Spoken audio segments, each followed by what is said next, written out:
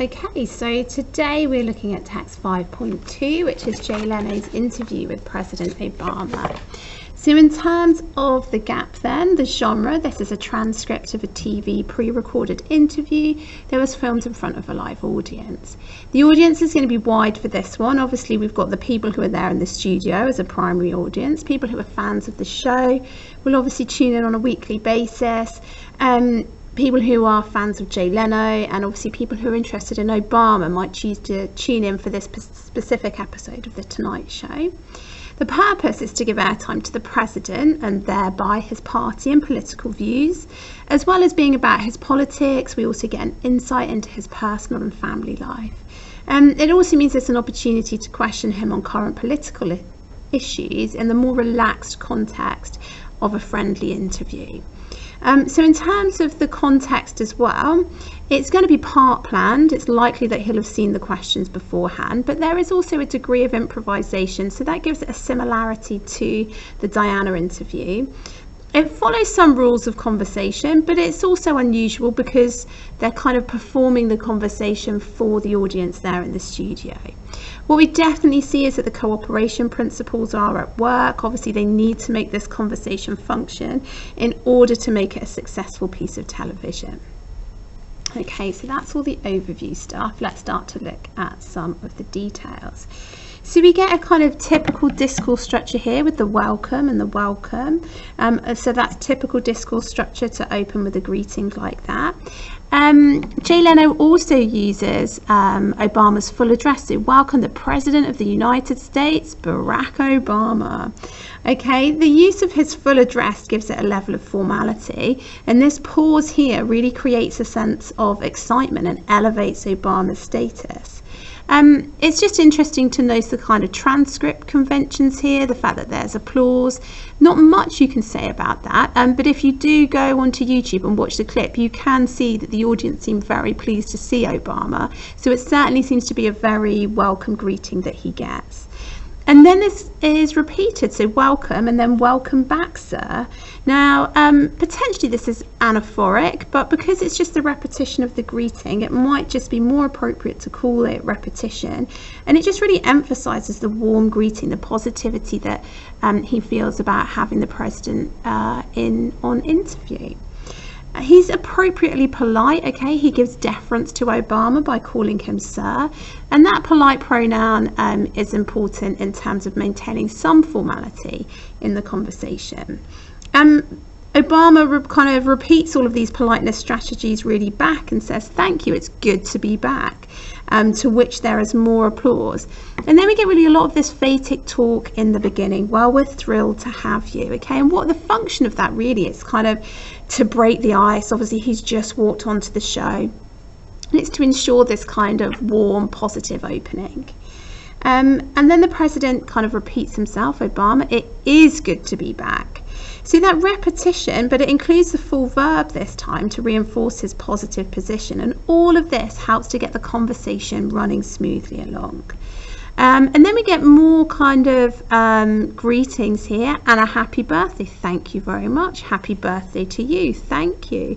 So these are adjacency pairs of greetings. And it's more phatic talk basically. So what's happening here is that they're establishing a kind of rapport. There's a little bit of overlap that happens here as well, and it just shows us really that they're settling in with their greetings and it establishes this positive atmosphere. There's a sense that they know each other, they've met before. Obviously because he says it's good to be back, so clearly he's been on the show before, okay?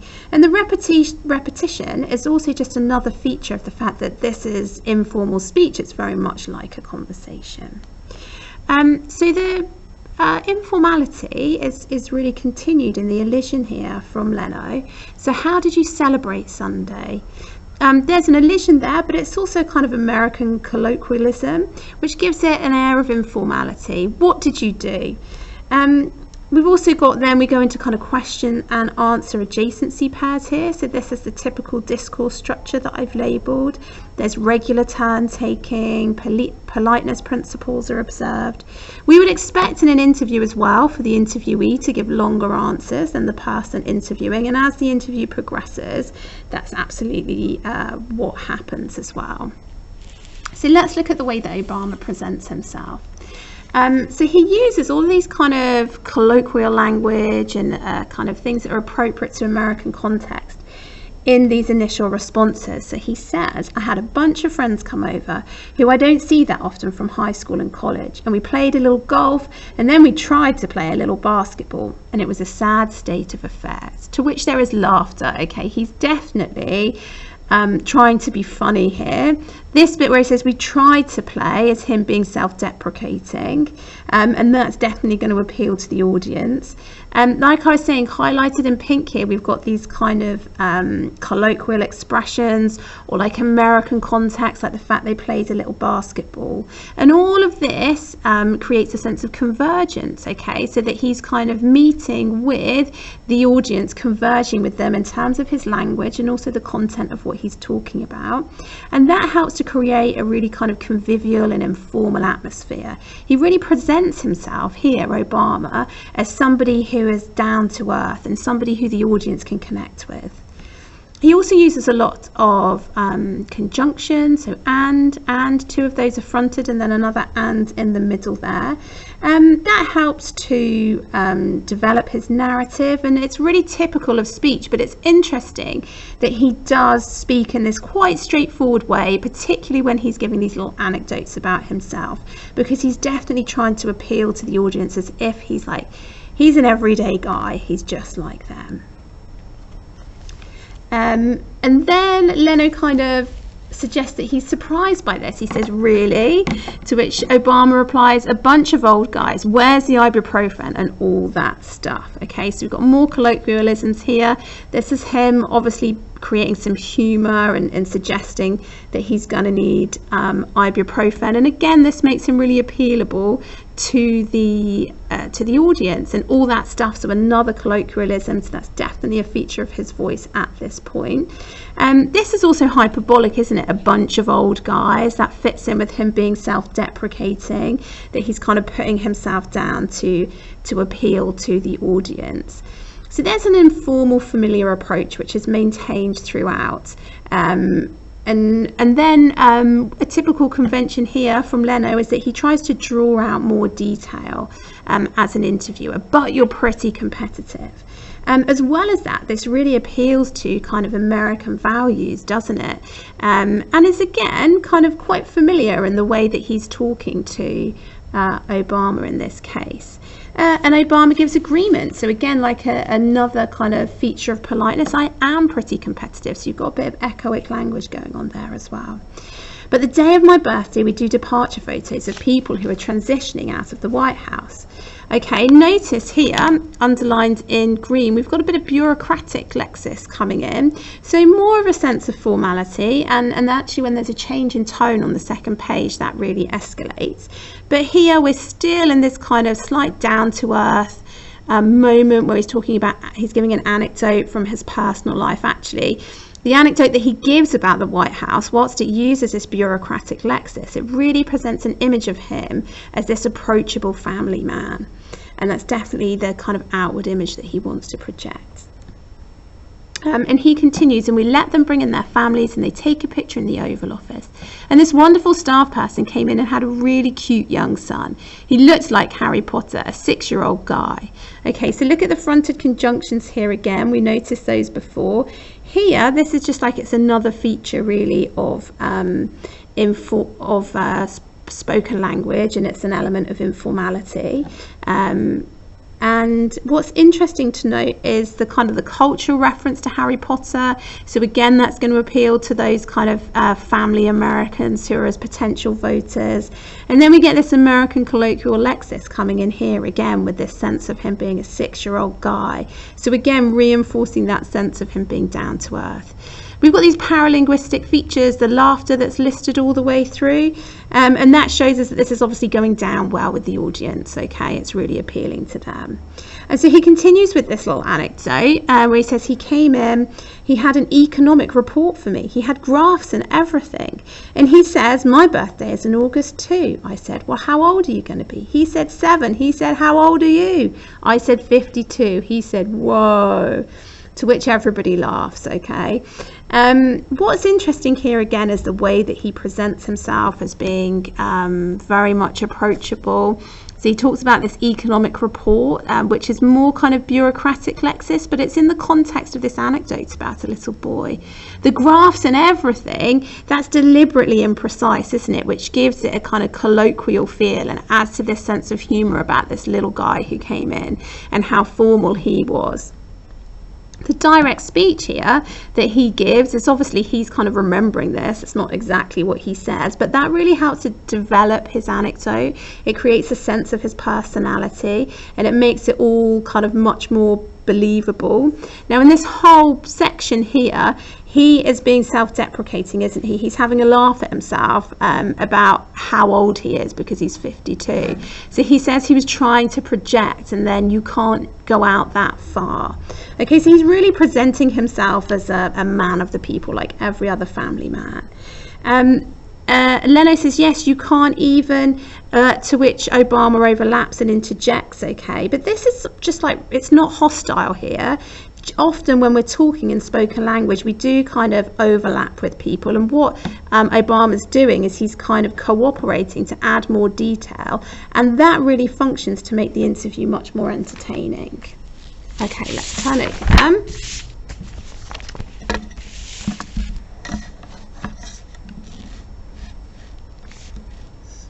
Get this all in shot for you. Okay, there we go. So that kind of continues on the second page. We get you can't grasp that number, no. So more agreement from Leno, some more kind of cooperation. That's a metaphor, but it's a really familiar one. So that's keeping everything very accessible for the audience. And there's more laughter, so clearly this is all going down well. Then we get this discourse marker now, which indicates a change in topic. I've seen Michelle tease you about your grey hair. You have a bit of silver in your hair. Do you tease back? Now, in terms of pragmatics, there's a bit of assumed knowledge here. I mean, I think most people in America would know who Michelle Obama is, but that is a bit of assumed knowledge. And then this is quite relaxed still, isn't it, in terms of what he's suggesting about his grey hair. Leno's aiming for quite a relaxed mood and tone. He encourages Obama's portrayal of himself as a family-orientated man by asking another question about his family. So obviously this is a bit of a face-threatening act about him getting older, suggesting he's got grey hair. So then what he does is he has some kind of face-saving strategies.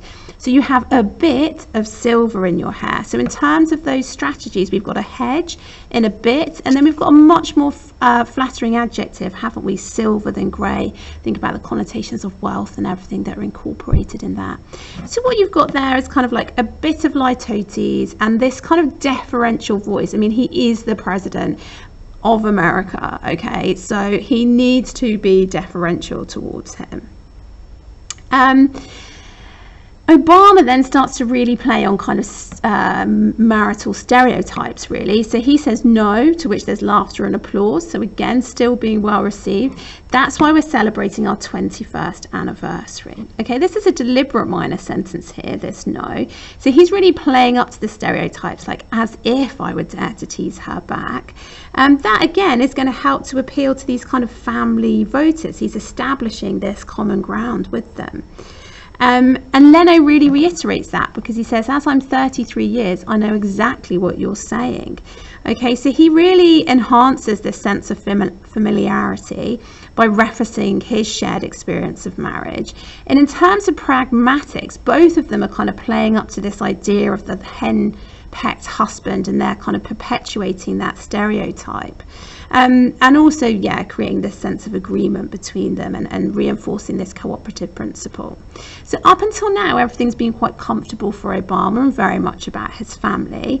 But then we get this shift here after this laughter. So I've got to ask you about this. This is the shift in topic and mood.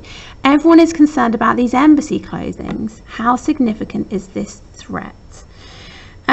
Now, the way that he puts it as being everybody, the way that he generalizes that's a kind of classic journalistic technique where in order to commit this face-threatening act, he distances himself from it.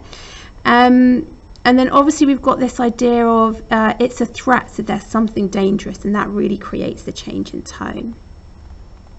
Obama starts off with this discourse marker, this qualifier, well, which is very much like the one that Diana used, okay? And it suggests perhaps, like a classic politician, he's going to kind of answer the question, but not quite completely. So, well, it's significant enough that we're taking every precaution. We had already done a lot to bolster embassy security around the world, but especially in the Middle East and North Africa, where the threats tend to be the highest.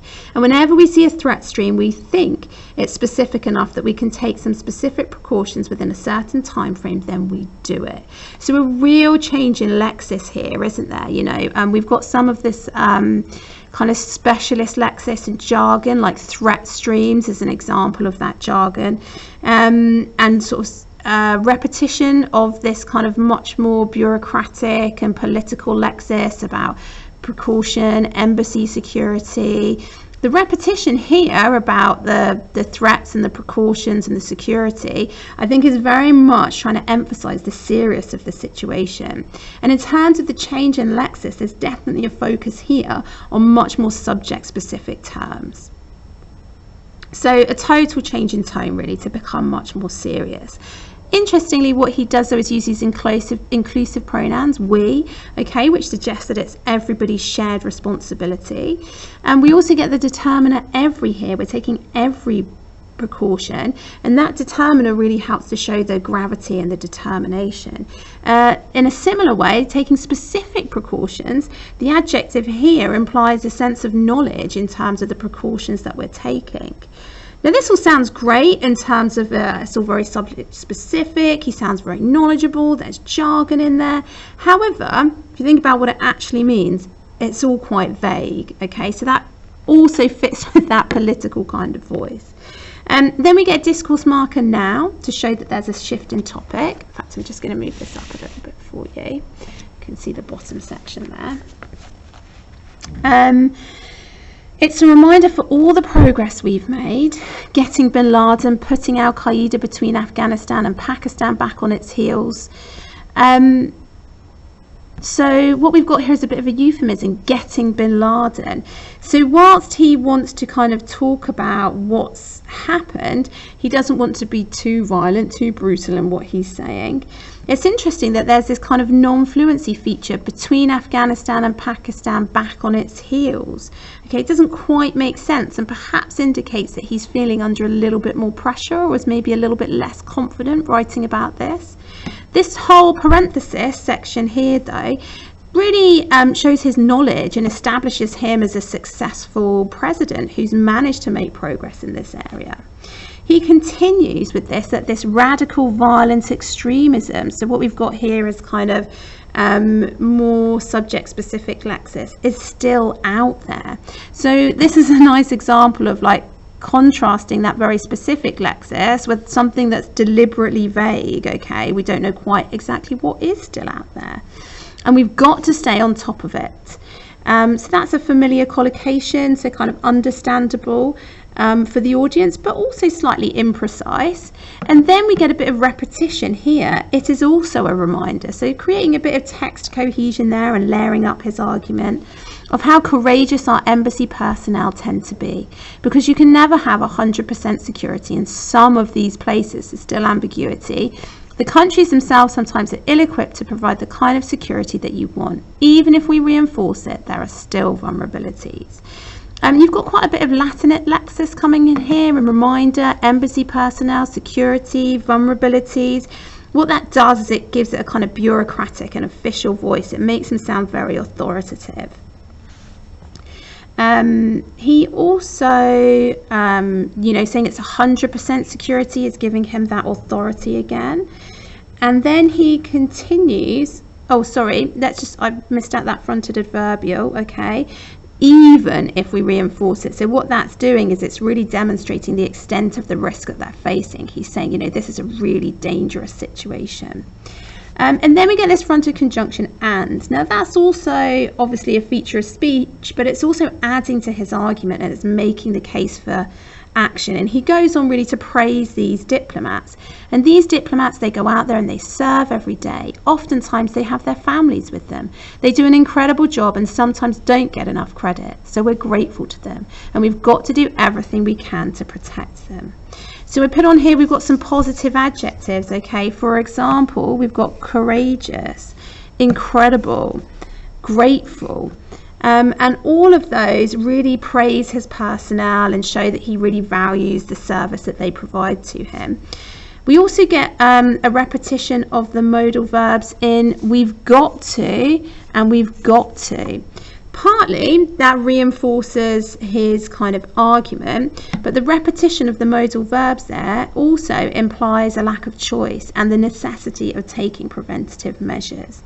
So overall then we get two voices really from Obama. We've got the man of the people, but we also have this authoritative leader who seems kind of efficient and in control, and that shift that happens from the informal to the authoritative.